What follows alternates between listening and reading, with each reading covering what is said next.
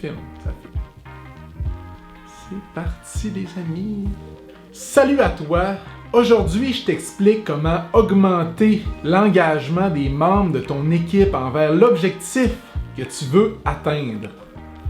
Dans un premier temps, je vais t'expliquer c'est quoi l'engagement avec une petite définition très courte. Après, je vais te donner des indices que tu vas pouvoir observer pour savoir s'il manque d'engagement dans ton équipe. Puis finalement, je vais te partager des petites pistes de solutions que tu vas pouvoir rapidement mettre à exécution pour maximiser le potentiel d'engagement des membres de ton équipe. En passant, moi c'est Francis, puis mon but avec cette chaîne-là, c'est t'aider à optimiser le fonctionnement de ton équipe de travail. L'engagement, c'est quoi?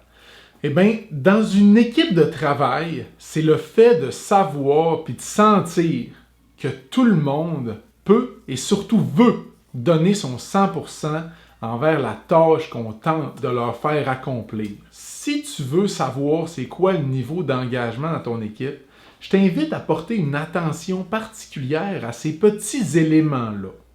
Premièrement, dans les rencontres, vous allez souvent entendre des affaires qui s'apparentent à des regrets. J'aurais dû faire ci, j'aurais dû faire ça. Bref, ça c'est un des signaux du manque d'engagement. Il va y avoir généralement beaucoup d'ambiguïté. Les directives à suivre, les consignes pour les mandats, puis tout ce qui doit être fait, c'est pas vraiment clair. Puis personne ne pose trop de questions là-dessus. On va entendre des affaires comme ça, tout le temps marcher de même ici. Ça, c'est une phrase de collègues désengagés. Une autre affaire, c'est qu'on ne sait pas ce qui est prioritaire ou non. C'est comme si on a le sentiment que tout presse, mais dans les faits, il n'y a rien qui a vraiment l'air de presser. C'est quelque chose qu'on voit souvent, ça, dans les immenses organisations.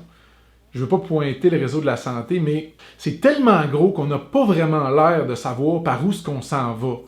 Aussi, on va entendre des personnes dire que cet objectif-là, il est trop ambitieux, on n'a pas les ressources pour faire ça ici. Bref, comme si on sent qu'on peut rien vraiment faire, puis qu'on doit se contenter toujours de faire le minimum. Mais quand j'entends ça, moi, ça me fait un peu gricher des oreilles, gricher des dents, je sais pas. Mais je tiens à vous rappeler que Apple, la compagnie avec Steve Jobs, là, est née dans un garage avec deux d'autres qui voulaient juste faire un ordinateur avec aucun moyen. Il y avait un projet. Fait que si tes collègues pensent que tout est impossible, c'est probablement parce qu'ils sont un petit peu désengagés. C'est long prendre des décisions, c'est une autre affaire qu'on va observer. On attend toujours que tout le monde soit d'accord avec tout. On veut trouver la meilleure façon de faire puis être certain que ça va marcher du premier coup. Si à l'heure actuelle, tu te reconnais un peu ou que tu reconnais des collègues là-dedans, je t'invite à partager la vidéo à ces collègues-là parce que je pense que tu vas apprécier qu'ils écoutent les solutions que j'ai à te proposer dans le restant de la vidéo. Bon, maintenant qu'on a compris les principaux éléments d'une équipe qui manque d'engagement, qu'est-ce que tu peux faire concrètement pour changer ça? Il existe des façons simples de stimuler l'engagement dans une équipe de travail. Je vais t'en présenter 3. Il y en a sûrement d'autres, puis si tu les connais, partage-les-moi dans les commentaires. La première chose que je t'invite à faire, c'est de prendre le temps avec ton équipe de vous donner des échéanciers clairs, un objectif vers lequel aller. Souvent, c'est quand les échéances ou les objectifs sont trop flous que les gens vont commencer à se désengager. Puis si tu ne sais pas comment clarifier un échéancier, commence par identifier une date à laquelle tu veux que ce soit terminé. Des personnes qui vont devoir réaliser le travail, puis mets en place un petit système simple pour faire le suivi de l'atteinte des objectifs dans le temps. Puis, plus c'est simple, plus l'objectif est clair, la direction vers laquelle on veut aller, plus elle est claire, plus les gens vont bouger vite pour y arriver, parce que c'est motivant, c'est stimulant, puis c'est engageant. Une deuxième façon d'augmenter l'engagement de tes collègues, c'est d'évaluer avec eux c'est quoi qui pourrait être la pire affaire qui pourrait arriver. Vu que le manque d'engagement, ça vient souvent de la peur de se tromper ou de vivre un échec, on veut commencer direct la rencontre ou le projet avec le pire scénario possible. Comme ça, on peut ensuite réfléchir à ce qu'on pourrait faire pour éviter ça, puis nos solutions vont émerger plus rapidement. Ça va nous permettre aussi de rassurer les personnes qu'on est en mesure de faire face au pire.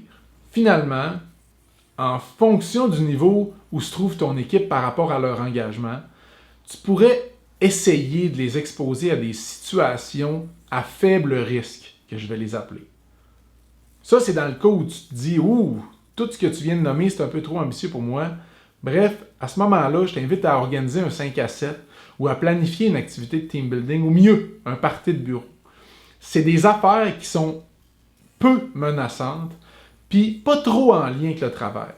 L'avantage que ça a, c'est que ça permet de mobiliser les gens, puis ça invite à s'engager dans un projet qui leur tient à cœur. C'est quelque chose qui peut être le fun aussi si vous êtes dans un contexte de télétravail, parce que dans ce contexte-là, les gens souvent, s'il y a eu des recrues, des nouvelles personnes, des départs, ça fait peut-être un petit bout qu'ils ne se sont pas vus en vrai. Si jamais tu as d'autres idées, comme je le disais tantôt, partage-moi-les dans les commentaires. Je suis curieux de savoir qu'est-ce que tu fais, toi, pour engager tes collègues ou tes employés. Après avoir mis en place une ou l'autre de ces stratégies-là, la discussion avec ton équipe, elle va être lancée. Si c'est pire que ce que tu pensais, n'hésite surtout pas à faire appel à un consultant ou à un professionnel pour te soutenir dans l'amélioration de la santé de ton équipe. Parce qu'on le sait, il n'y a pas d'organisation sans équipe en santé. Si tout se passe bien, ton équipe devrait être plus alignée sur ses priorités et ses objectifs. Les gens devraient commencer à s'activer, puis à la place de vouloir tout faire parfaitement du premier coup, ils vont se mettre en action puis apprendre de leurs erreurs. En gros, ils vont avancer, ils vont construire ensemble. Le monde va se mettre à prendre des décisions qui vont être plus claires.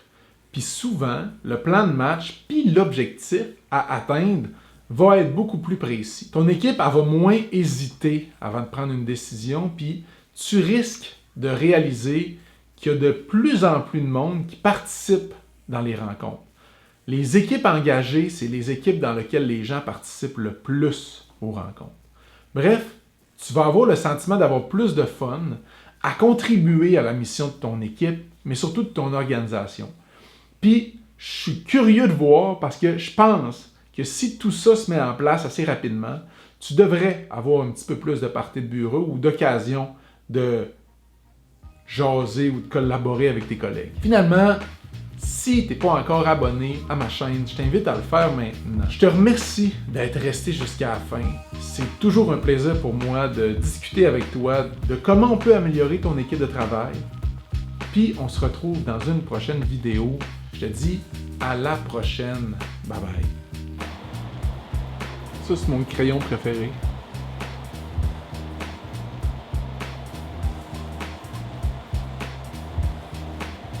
Je ne veux pas défocuser de ma face, mais ça, c'est mon crayon préféré.